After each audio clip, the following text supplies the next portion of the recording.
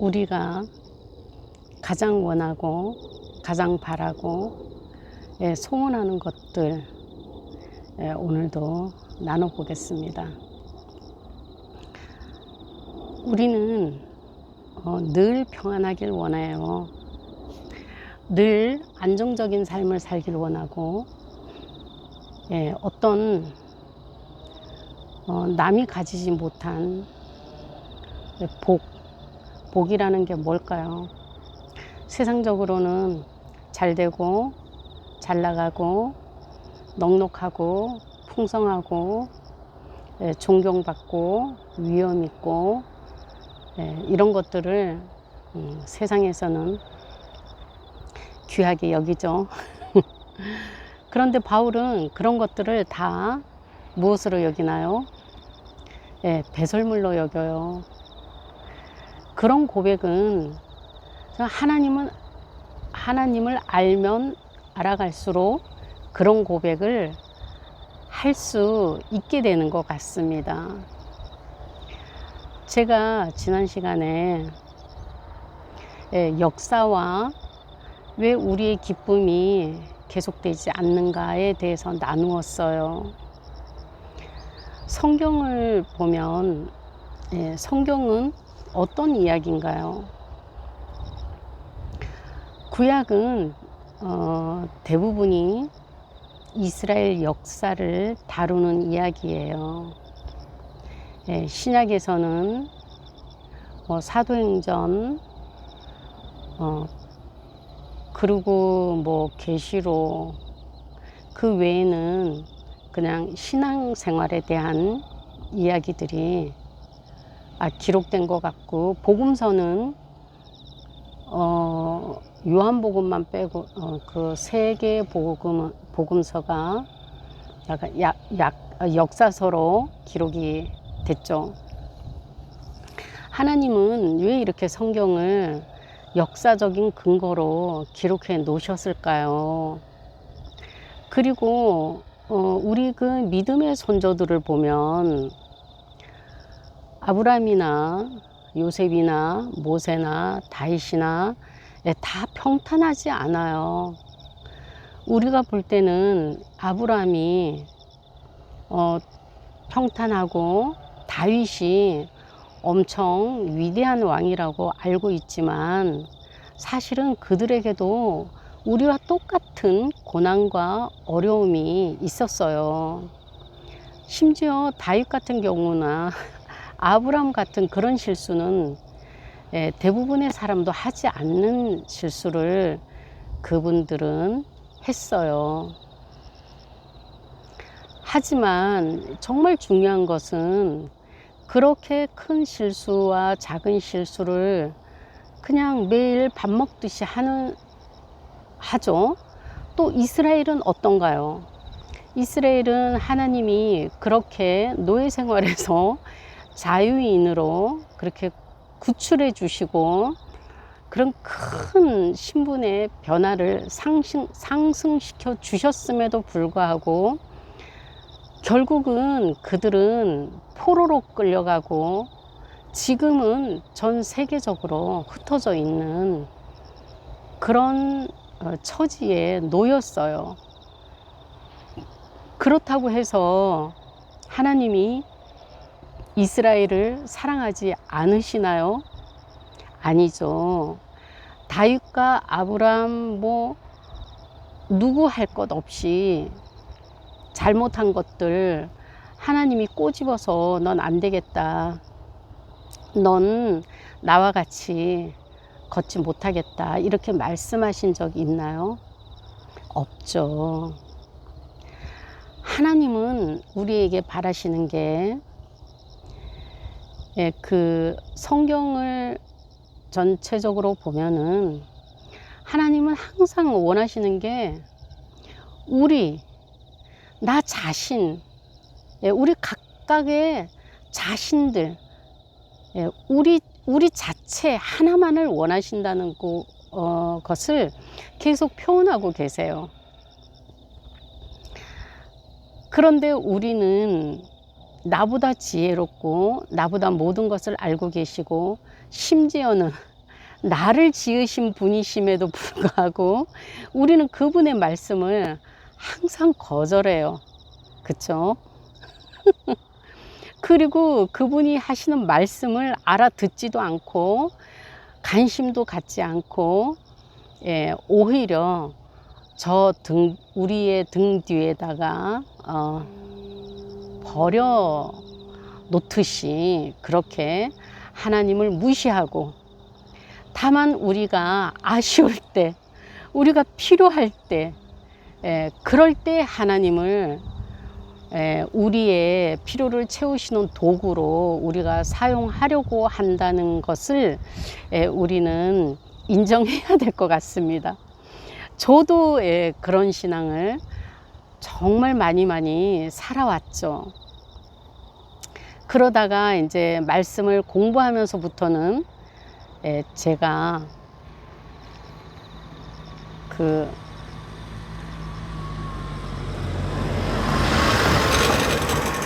어려움이 닥치거나 내가 잘못을 했을 때에는 도와달라는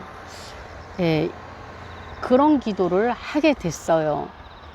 그런데 지금 또 조금 더 주님에 대해서 배워보니까 그거보다 더 높은 수준이 있더라고요. 저는 그나마도 다른 분들처럼 도와주시옵소서, 이걸 해 주시옵소서, 저는 이러지 않아서 제가 잘하는 줄 알았어요. 그랬더니 그거는 그냥 그렇게 자기의 신분과 위치와 존재를 알지 못하고 기도하는 그런 단계에서 조금 더 나았던 거지, 아버지가 원하는 수준의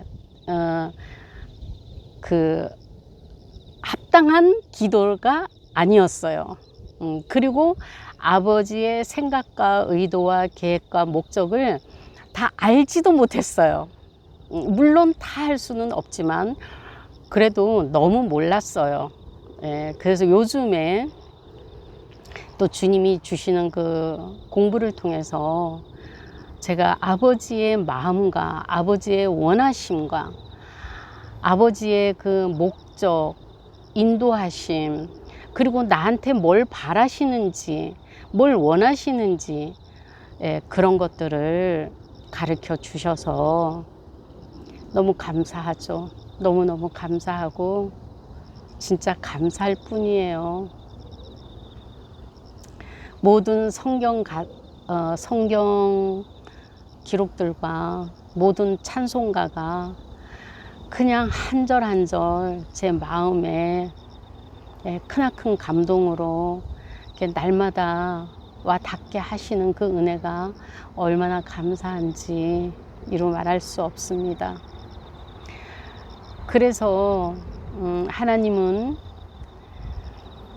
우리의 역사 가운데서 모든 인류랑 함께하고 계셨고, 지금도 나와 함께, 여러분과 함께 24시간 같이 살아가고 있다는 것이, 이게 우리의 역사고 하나님의 역사고, 그 역사는 하나님 품 안에서 하나님이 우리를 끌고 가시고, 우리를 세워 가시고, 우리를 부족한 것, 모자란 것, 이런 것들을 채워주시는 그런 삶을 지금도 앞으로도 계속 이어질 것이라는 소망이 생겼어요.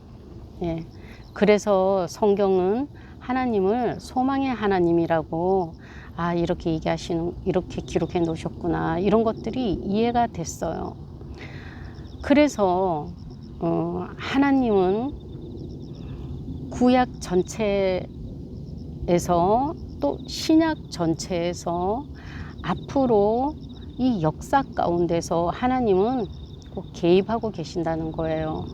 모든 부분에 개입하고 계시죠. 나라가 흥하고 망하고, 한 가정이 흥하고 망하고, 한 인간이 흥하고 망하고, 하나님의 뜻이 없으면 될 수 없는 거죠. 그런데 그 가운데서 너무너무 감사한 건 예수님 안에 있는 우리 존재들은, 우리와 같은 존재들은 절대 망할 수가 없다는 거예요. 이게 우리의 소망이고 우리의 기쁨입니다. 우리가 이것을 알지 못하면 기쁨이 지속될 수가 없고, 우리가 환경이나 사람의 말에 좌우돼서 우리의 그 마음은 갈대처럼 흔들려서 죽을 것 같다가, 오늘은 살 것 같다가, 내일은 통곡을 하고, 오늘은 또 웃음을 짓고, 이런 반복의 삶이 끝이 없을 거예요. 저는 이걸 배우고 나서 얼마나 감사하고 기쁜지, 정말 더 자유롭고 더 행복하고 더 만족한 삶을 살게 되었어요. 하나님은 우리가 부족하다고, 우리가 못났다고, 우리가 못한다고, 우리가 바보 같다고, 어리석다고, 멍청하다고, 어느 부모가 그런 자식을 그래서 넌 내 새끼가 아니다 이러는 부모가 있나요? 하물며 우리를 사랑하셔서 자신의 하나밖에 없는 아들까지도 죽음에 내어 놓으신 우리 하늘 아버지가 우리를 그렇게 내버려 두시진 않으신다는 우리의 인식과 확신과 믿음이 필요한데, 그 믿음은 어디서 오나 하면 하나님이 주셔야 된다는 거예요.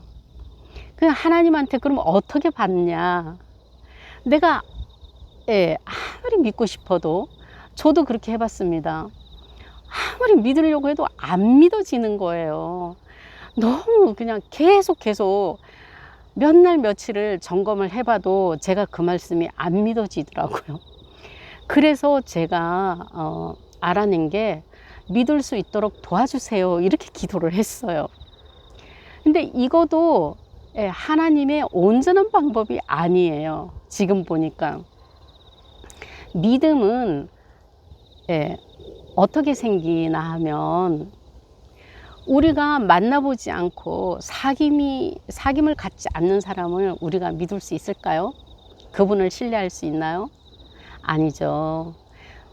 우리가 마음속을 털어놓고 내 마음을 다 열어놓고 자꾸 만나다 보면은 그 상대방이 나를 얼마나 사랑하는지, 나를 얼마나 위해주는지, 나를 얼마나 아껴주는지를 우리는 알게 되고 경험을 하게 돼요. 그러면 그 다음에는 그게 나의 현실이 되어서 믿음이 저절로 생기는 거예요. 우리가 하늘 아버지를, 예수님을 우리가 이렇게 자꾸 만나는 것이 내 믿음이 자라지는 과정이에요.